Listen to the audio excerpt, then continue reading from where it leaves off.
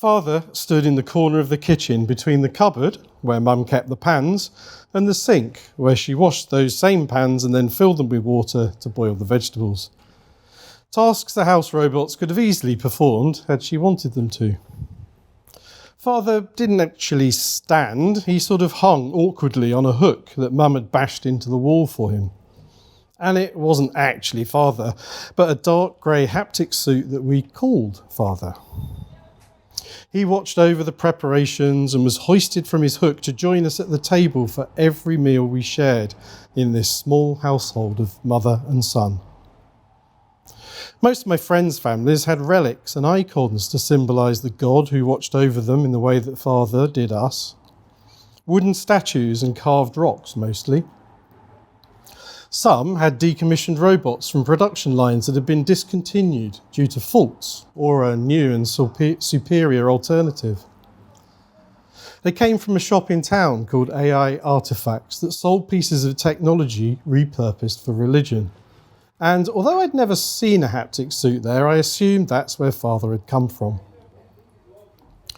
Occasionally, my Auntie Pam would join us for a meal. She was my dad's sister, and not particularly pleasant to my mum, although they were never openly hostile as far as I can remember. She would tell me about my wonderful dad. She would tell me how he had played with me with such tender love, and repeat again and again that he is a moral man with strong convictions. She'd tell me I should be proud of him, and my mum would agree wholeheartedly, but they would never divulge any details about where he was, no matter how hard I tried to make them. I have my suspicions, though, from the way they said it was inevitable that eventually he'd get caught. Mum insisted that before every meal we thank Father for the food and pray to him in the hope that one day he would come to liberate her. It was a ritual, as Auntie Pam called it, that occurred at breakfast and supper. Mum would bow her head and lightly stroke the right hand of Father when thanking him, and the left hand when praying to him. "Tommy," Auntie Pam used to say to me while we sat at the table eating, resting her spindly hand on my shoulder and casually nodding towards Father. "Tommy, it's not right for a young man like you to be put through all this pointless ritual." Auntie Pam had her own rituals. Whenever she visited us, she'd express her sympathy towards my awful predicament, and then she would turn to my mum. After pursing her lips so she could follow through with the condescending sound of them smacking open from a tightly shut start, she would say the same thing.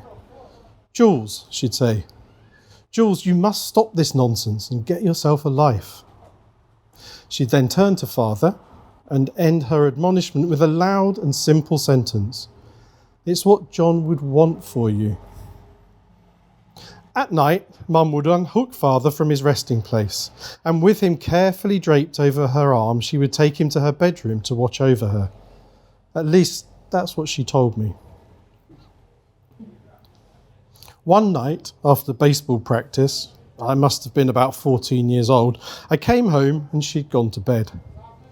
I slung my kit in the corner, carefully placing the bag next to the front door, just in case, Mum said, and poured myself a glass of cold tap water.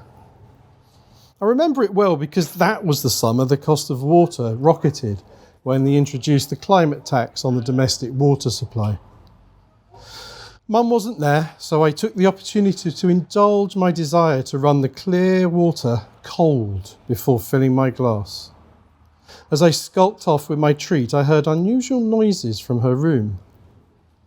I was torn between getting to my room to enjoy the water while it was still cold and the feeling I should check that everything was well with her. I made my choice, the choice I regret to this day. I placed my glass on the shelf beside her door, registering in the back of my mind that it was dusty. I was shocked that she was slacking in her duty to maintain a clean house. All she had to do was instruct the bot correctly. I gently tapped on her door with the soft part of my hand. No answer, and no respite either from the eerie noises. I turned the handle and opened her door slowly, not wishing to surprise her and not wanting to discover her on the floor in pain or worse. What I saw is emblazoned on my mind to this day. She was inside Father, wearing the haptic suit and wriggling around on the bed, touching her arms and stomach with her gloved hands. I stood rigid and open-mouthed in the doorway. She didn't see me. Her eyes were closed. I watched for what seemed like minutes, but could only have been seconds. Under her breath, she mumbled words that had form, but didn't sound as if they made proper sentences. Then, without warning, one hand shot to her breast and the other to her crotch. I stumbled backwards out of the room and her eyes opened just before I closed the door. Nothing was said the following day at breakfast. Father was hanging back on his hook between the pans and the sink, and, as ever, he was taken to the table where we thanked him and prayed that he would come. I must confess, a quiver of disgust ran up my spine when Mum stroked his hands. Life changed after that. The shift in the power dynamic was almost imperceptible, but I felt it. I stayed out later and more often. Mum became more withdrawn, often going to bed immediately after supper, unhooking Father and draping him over her arm as she went. I can't pin down the exact moment it happened, the point in time when I no longer felt she cared for me. I remember it made me angry. She spent more and more time in her room with Father and less time with me. I spent more time out and about and up to no good. At least that's what the shop owners, the dog walkers and the bot repair women shouted at me as I teased them by pretending to steal from their shops or by tormenting their pets or hacking the failed technology of their bot servants. One day, after a particularly frustrating episode of wandering the streets looking for some mischief, I returned home. Beneath the frustration, anger was brewing. Anger built on the resentment of loneliness. Abandoned first by my dad and then by my mum and her stupid obsession with Father. An obsession that firmly locked the door to her affection, with me left standing on the outside and Father placed well and truly on the inside. That day, and unusually for her, she wasn't at home. I poured myself a glass of cold water, once again breaking the rules of good planet stewardship. I stared at Father, letting the deep bitterness at his ability to capture all of Mum's attention eat away at me. A picture formed in my mind, and I let it take hold and gain the grip that I wanted it to have on my thoughts. Blocking out all sense of reason or consequence, I let it build and fester until it was all-encompassing, and then I acted. I grabbed the baseball bat from beside the front door and swung it with all my strength at Father. His lower arm broke with a satisfying sharp crack. I swung again and again, taking real pleasure each time he cracked.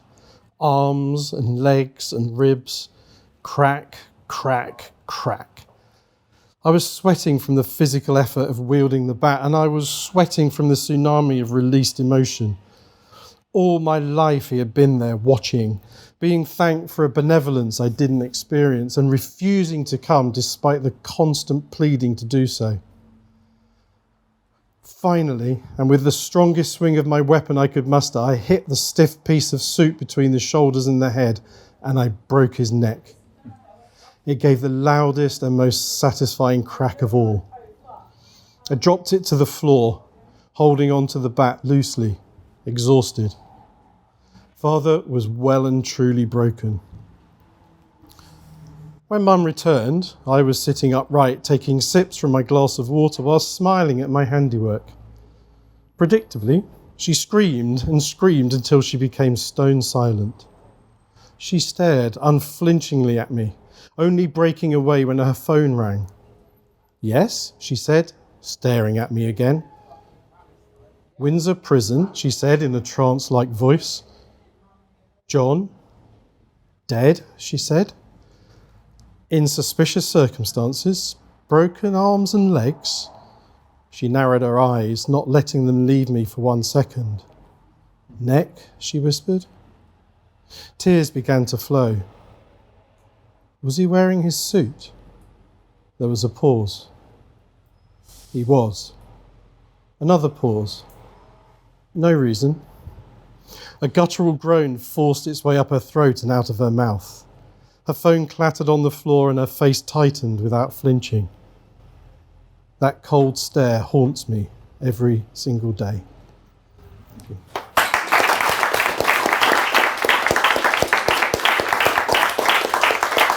Thank you.